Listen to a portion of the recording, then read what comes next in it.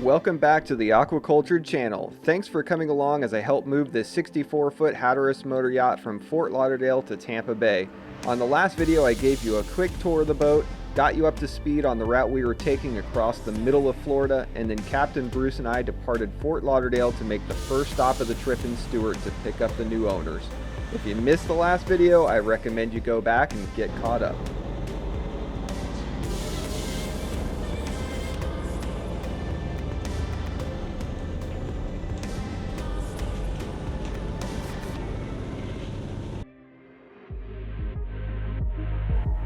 Welcome to the Aqua-Cultured channel, featuring my 1989 44-foot DeFever offshore cruiser, and myself, Ashley Ringelspa, aka Captain Butch. Join me as we perform some boat maintenance and repairs, and enjoy the benefits that come with this amazing lifestyle. I have been living aboard for the last 12 years, and I look forward to sharing with you what I have learned and the experiences that happen along the way. This is the Aqua-Cultured life. After a good night's rest aboard at Sunset Bay Marina, it was time to start heading west. Our goal was to make it to the west side of Lake Okeechobee and tie up for the night in Clewiston.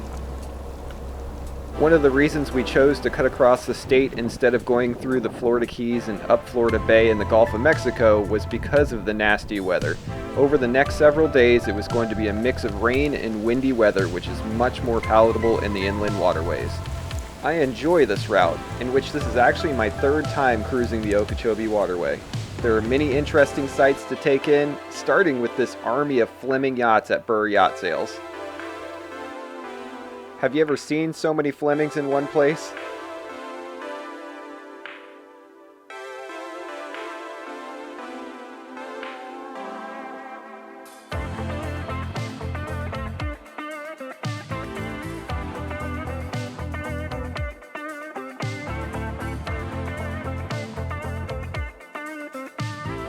Not long after departing, we're already approaching our first lock. This is the St. Lucie Lock and Dam. But before we move any further, I would like to discuss why in the first place the water coming in and out of Lake Okeechobee must be controlled with locks. Lake Okeechobee is the largest freshwater lake in the state of Florida and is the 10th largest natural freshwater lake in the United States. The lake covers 730 square miles and averages a depth of 9 feet, but of course that depends on recent rainfall amounts. Historically, water naturally feeds into the lake from the north and then flows freely over the south rim of the lake and down into the Florida Everglades. The lake provides drinking water for surrounding communities and serves as a source of irrigation for a $1.5 billion a year agricultural industry that produces sugarcane, winter vegetables, citrus, and rice. As the South Florida population grew and agricultural communities began to thrive, the state of Florida and the Army Corps of Engineers constructed an array of projects to control the lake's elevation. In the end, the lake was surrounded by a massive berm known as the Herbert Hoover Dike. The lake also supports an array of delicate ecosystems that highly depend on the water level of the lake and surrounding marsh habitats. Therefore, the water levels of the lake must now be carefully controlled through water releases via the Caloosahatchee and St. Lucie Canal systems. Subsequently, we can navigate this waterway thanks to a series of boat elevators, aka locks. The history and impact of this controlled waterway system is complex and controversial for a multitude of reasons. There is plenty of reading on the matter, and I encourage you to look deeper into the subject, but for now, let's continue with the trip along this very interesting part of Florida. The St. Lucie Lock is the first of 5 locks when transiting from east to west. The lock operates on a schedule from 7 a.m. to 5 p.m. 365 days a year. As you approach, you can hail the lockmaster on channel 13 to ask to transit the lock. Much of the time you'll be waiting for traffic from the other direction to lock through, so you could be waiting anywhere between 20 to 40 minutes on occasion. Funny enough, I happen to know the vessel we were waiting to lock through. It was the beautiful motor vessel Aurora, a 49-foot DeFever raised pilot house owned by well-known DeFever cruisers Steve and Diane. Steve actually installed the inverter on my boat prior to my purchase. Now the lock is clear and the green light is flashing, we are permitted to proceed inside. You must wear a life jacket and shut down your radar prior to entering the lock. This is one of the nicer locks to transit because the lockmaster will hand you dry, clean lines. Once secured with a bow and stern line, you shut down the engines and wait for the doors to close behind you. The forward doors will then slowly open, allowing water to enter and raise the water level. The change of elevation at this lock is around 14 feet, and as the water level raises, you will take in the slack of the lines to maintain control and position of the boat throughout the process. It can get a bit turbulent, so you want to make sure you have your fenders positioned just right and that you pay attention to what you are doing when handling the lines. Once the water level has equalized and the doors have fully opened, you are clear to continue on your journey.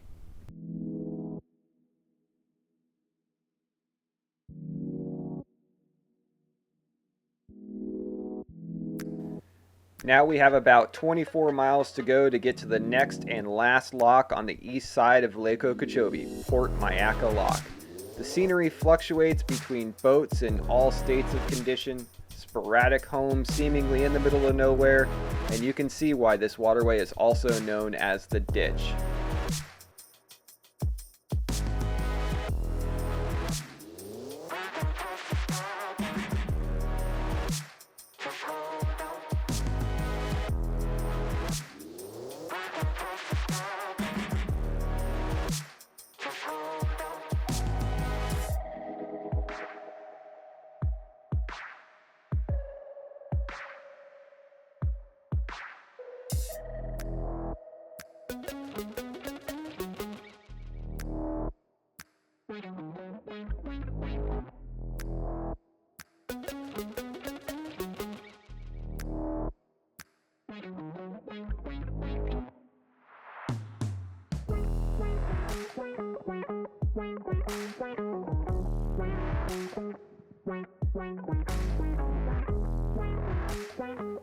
Before we knew it, we were already inside the Port Mayaca Lock. I thought I recorded more footage than this, but we only rose up a couple of feet and then it was time to head out onto the Great Lake Okeechobee.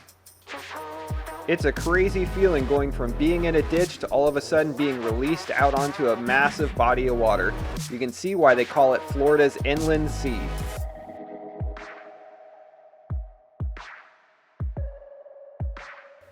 How about that beautiful Caribbean-like water? Hard to believe you're cruising on a lake surrounded by agricultural farmland in the middle of Florida. Oh, and I would recommend making sure your sea strainers are nice and clean before heading out on this body of water. Hey everybody, sorry to interrupt the program, but I wanted to let you know that I have some pretty sweet new apparel available for purchase at my online store, Aqua-Cultured.com. That is aqua-cultured.com. If you visit the store, you're going to find t-shirts, tank tops, hats, rash guards, totes, stickers. Most of those items will come with two different logo designs, either with my corporate Aqua-Cultured logo or my brand new Aqua-Cultured in St. Pete design, which has motor vessel aquacultured in the St. Pete skyline at sunset. And many of you already know that my background is in coral aquaculture, but aquaculture goes well beyond that. You're a product of your environment, and water has made me who I am today. So that's why I like to say that I am aquacultured and refined by water. So go on to aquacultured.com, get yourself some apparel, show everybody that you're aquacultured too. I really appreciate the support, and let's get back to the program. All right, so we are in the middle of Lake Okeechobee right now. We cleared Port Mayaca about 30 minutes ago, and the conditions out here are kind of sloppy. You can see behind me, I don't know if you can see that or not, but we've got some 3 to 3.5 foot seas. It's rainy, it's not the most beautiful weather, the water's pretty gross, but we're cooking right along at about 20 knots, and we are heading towards Clewiston, which is on the west side of Lake Okeechobee. There's a little marina called Roland Martin Fish Camp, or Roland Martin's Fish Camp. So that's where we're wanting to tie up for the night, although they wouldn't take reservations. So it's just kind of a first come, first serve. They just said, come on down, and hopefully there's space on the dock that they can get us in. We will have to go through a lock to get there, which a lot of the time that lock is open, but now with the high water level in the lake after Hurricane Ian and Tropical Storm Nicole. They are controlling the water level with the locks. So we will get through that lock and go to Roland Martin's Fish Camp, and it's a cool place to hang out. We've got a tiki bar restaurant. And then tomorrow we will get up early and go through the rest of the canal system, which on that side of Lake Okeechobee is the Clewiston River. So we have a couple of locks, 2-3 locks to go through on that side. And we are about to get hit by this TV. Need to lock that thing down. We're going to have a long run tomorrow. We're going to try to make it all the way to Venice. So the Clewiston River comes out of Fort Myers, and we'll be going into the Gulf of Mexico if the weather conditions are okay, and going up to Venice. So it's going to be a long day. And then the following day we will make our last run from Venice up to the Tampa Bay area, where the final location will be. It took a little over an hour to cross the lake, and now we must make it through the Clewiston lock to get to Roland Martin's Marina. This is going to be tricky because the lock is not very big. In fact, we are going to push its limits with our length overall. We will not be able to tie off to a wall. We'll have to free float in the center.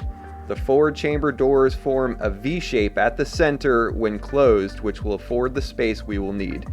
So one of us will need to be up on the bow and one on the stern, both with large fender balls to protect us from hitting the doors. Also, not to mention, the wind is going to be blowing around 20 knots with 28 to 30 knot wind gusts.